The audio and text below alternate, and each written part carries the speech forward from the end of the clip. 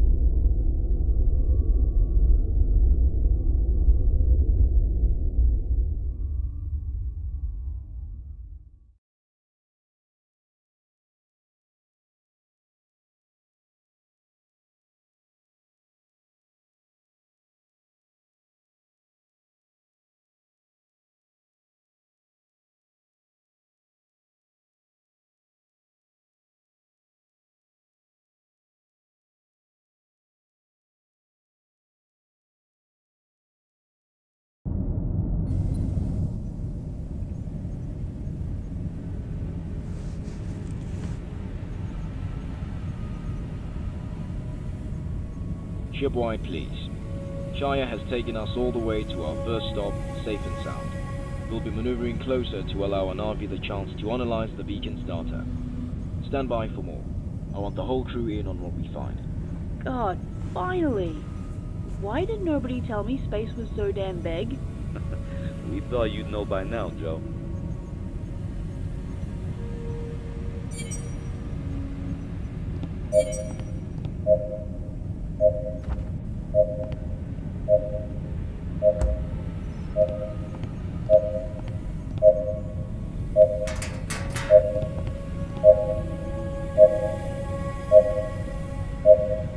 Good morning, Dr. Lee. We have arrived at our destination. The signal buoy matches a configuration from the second star manifest. The current shipboard time is 13 minutes and 57 seconds past 0500 hours. Quartermaster Ramakrishna requests all personnel settle their duty checklists ahead of schedule while I complete beacon analysis.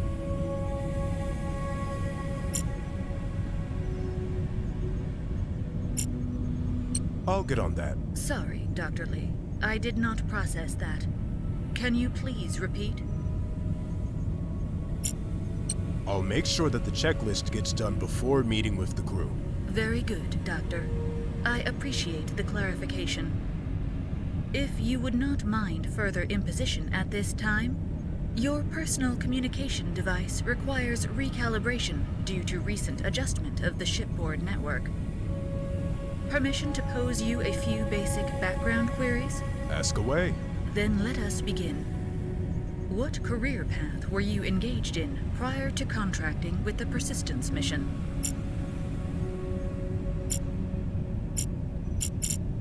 I was in the armed forces working on terrain defensive technologies for a military contractor. Eros approached me later for astronaut training. Excellent, Doctor.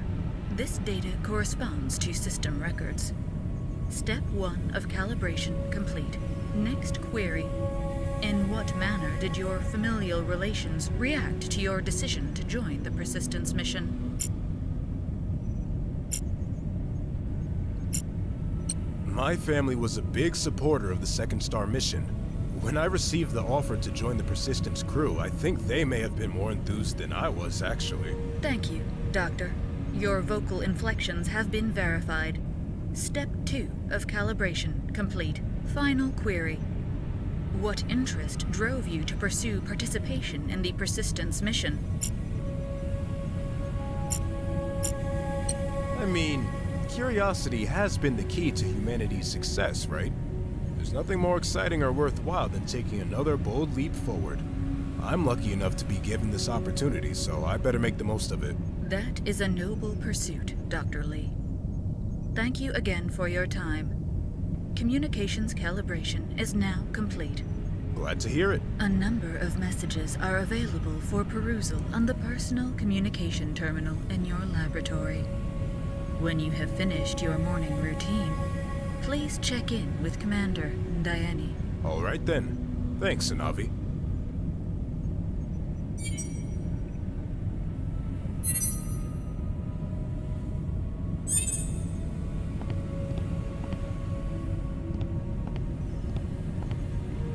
Oh, there's a lot of stuff in here. Not looking forward to cleaning this out.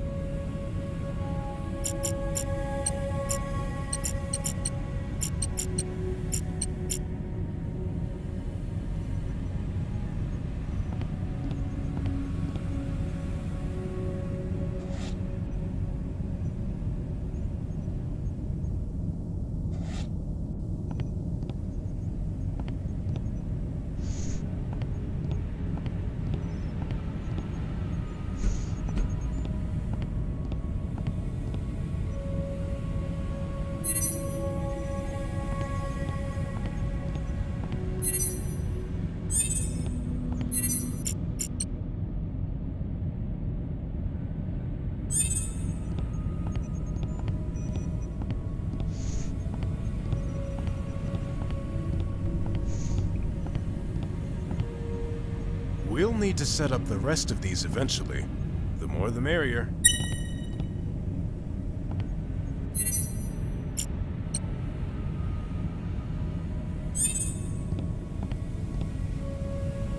Taking a break right away? I just got here.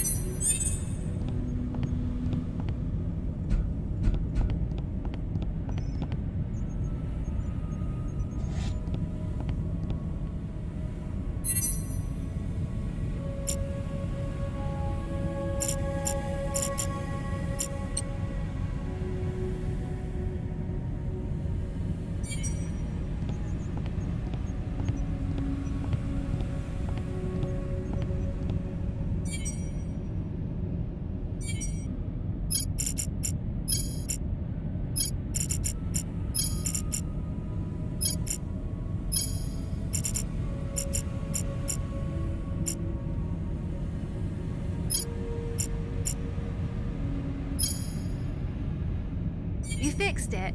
Thank you, Dr. Lee. Your assistance has brought Ashtanga Yoga back to our holistic health regime. The health of this crew is vital to our mission's success. I'm glad we agree on this. It's my duty to ensure the well-being of all those on the Persistence. Employing a variety of methodologies is the best way to achieve this, especially when those I'm assisting reside in close quarters. Thank you again, Dr. Lee.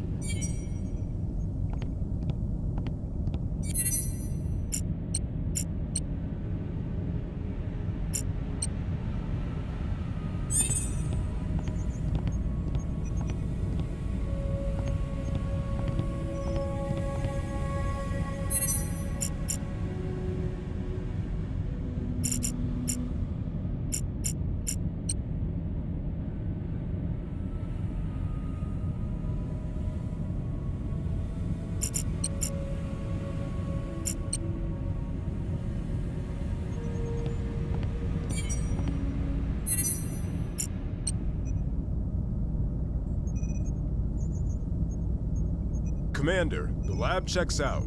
All equipment is accounted for and running at optimal efficiency. Understood. Good to have you join us. Commander, I have completed the analysis of the data stored within the second star beacon. What did... Are you all seeing this? These aren't just vectors. They're coordinates for surface locations. The crew of the second star embedded a summary of the planetary investigations they conducted in this quadrant. The beacon appears to have been placed 4 hours, 23 minutes, and 5 seconds prior to the last known broadcast Mission Control received from their communications officer. What sort of investigations are we talking about? Any idea what they found? The data indicates 3 planets which exhibited potential to support Terran life forms. Celestial bodies TK-234, IR-761, and BN-397. The second star crew colloquially referred to these locations as Takaroa, Urkala, and Banyan. They note these nicknames to be easier on human memory, so I will use this vernacular for your convenience. Takaroa boasts a vast blanketing of nutrient-rich oceans, all of which rapidly froze solid when an asteroid knocked the planet out of its circumstellar habitable zone. Urkala hosts an ecosystem in its infancy with a molecular backbone of silicon rather than carbon, and demonstrates numerous temperature extremes. Banyan is densely forested and possesses a heavy atmosphere composed of gases toxic to Terran life, primarily condensed in a zone up to 80 meters from the crust. Well, they all look great. Super hospitable. We still have no idea what happened to the crew, though. There's about 1 million possibilities this far from home. Maybe some of them got stranded. Honestly, I'm surprised they made it to 3 different planets. Impressed, but surprised. If you haven't already, Anavi, would you kindly make this data accessible to everyone? We should visit all 3 planets. If we're really lucky, we'll complete our mission earlier than expected and bring the second star crew home in one piece. Have to start somewhere. Just say the word, and I'll get us there, boss. Well, exactly none of them sound like a fun place to get caught with your pants down. Has anyone considered not sending Lee to get pantsed by a hostile planet? Perhaps we should go to Banyan while we double-check the level 1 weather gear. We've discussed this already. Lee will be the one walking around down there. They are the most familiar with the second star tag. So Lee, if you had been the second star science officer, where would you have taken her first? IR-761 would be our best bet. Silicone-based life? The science officer would have had a field day. They might have stayed on the planet longer. Sounds good. Anavi, get me those coordinates. Shaya, ready for another ride?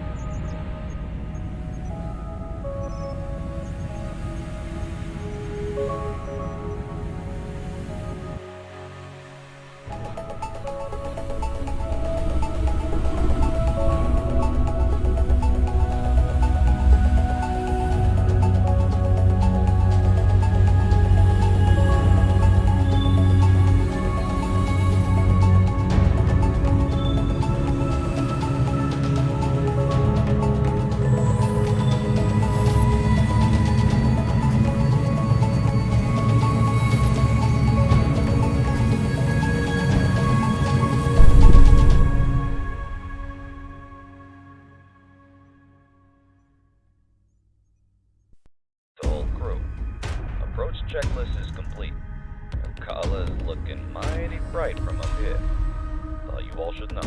Sensor readings indicate structures from the second star to be present, though I am unable to pinpoint their precise locations. Initial scans suggest Urkala possesses a vast network of subterranean caverns, and such equipment may be concealed by rock density. That should be a good place to start with the planet investigation. Shaya, take us into orbit, please. Due to the presence of widespread volcanic activity, surface temperatures average 85 degrees Celsius. Ash storms and scalding gaseous steam are also prevalent. I would advise against departure from the ground shuttle without a hazard suit. Oh man, and we were about to see Lee out in their underwear. Thanks for the reminder, Anavi. That was a close one. I double-checked every seal, joint, and piece of gear on your suit. You'll find everything in the shuttle dock.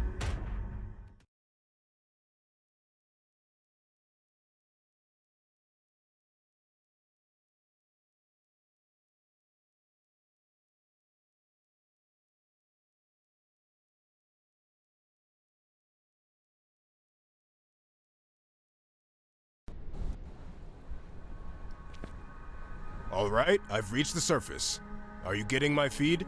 It's coming through. I can see you walking out there. And the view... magnificent. Feed keeps cutting off though. Is that an issue on our end or yours? Magnificent is not the word I'd use.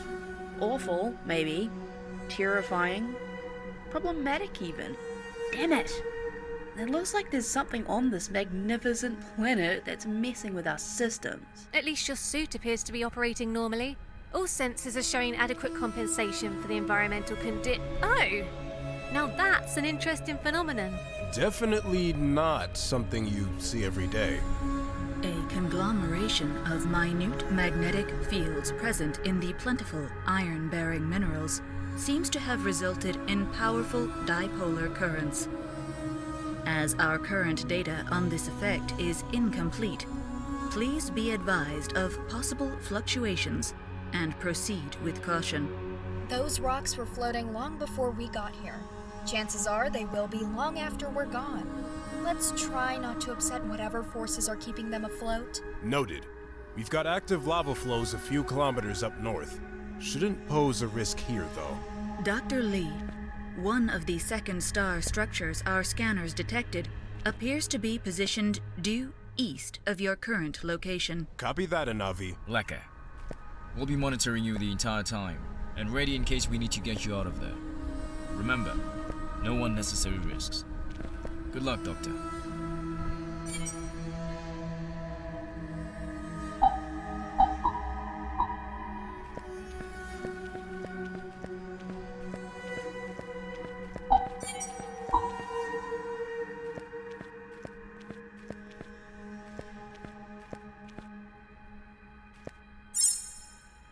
This is our 8th day of planetary observation on IR-761. Extracting samples of the bauxite ore has been an exciting process for us all. Finding a good source of aluminum has been on our list since the very beginning, and Shawilawu in particular seems to be in high spirits at these discoveries. Seismic activity makes further exploration difficult, as well as interfering with our comm system. Carter has... Any reason why you're northbound, Doctor? Anavi tells me she detects a second star structure to the southeast. I mean, heck. Right. Just taking a quick look around.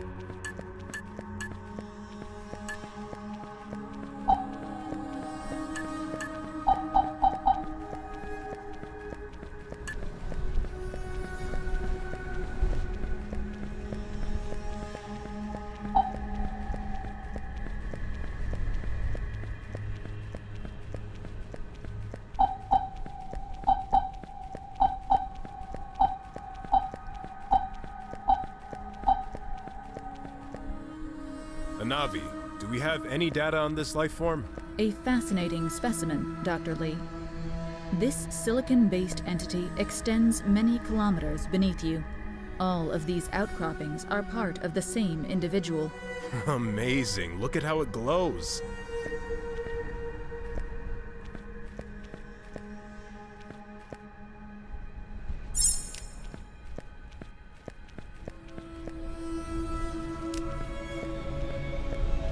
Dr. Lee, readings indicate a number of thermal anomalies in your immediate vicinity. The vapor from these vents may surpass 400 degrees centigrade, exceeding the protective rating of your encounter suit by a significant value. The Persistence may have a state-of-the-art Up ahead, look. It appears to be a communications tower corresponding to equipment from the Second Star Manifest. See what you can find there. Don't forget, safety first. Copy that.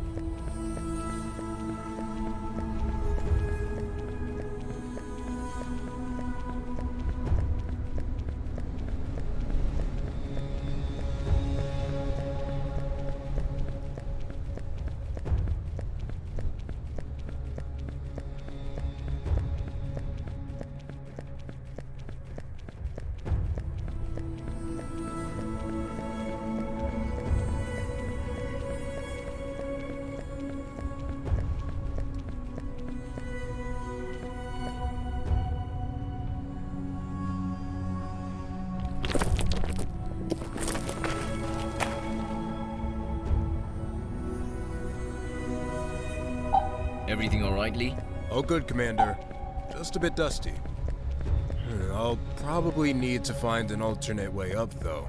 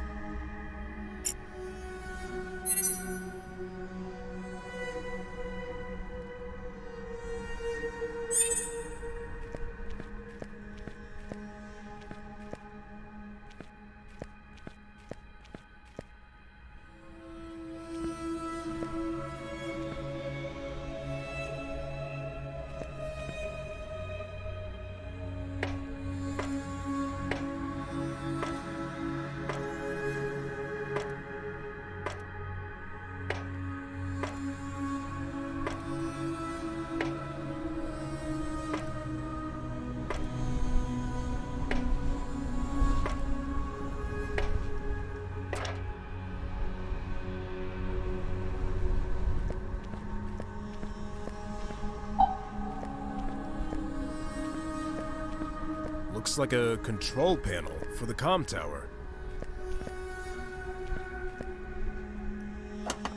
What have we here? It seems like something's managed to throw the comm tower out of whack. It'll need a proper recalibration. I wouldn't go expecting a miracle, though. Old Faithful out there has just been sitting around getting battered by space weather for the last 10 years. That can't be good for it. Probably requires an authorization code. Not sure about the wires, though. That didn't sound right. Not that either.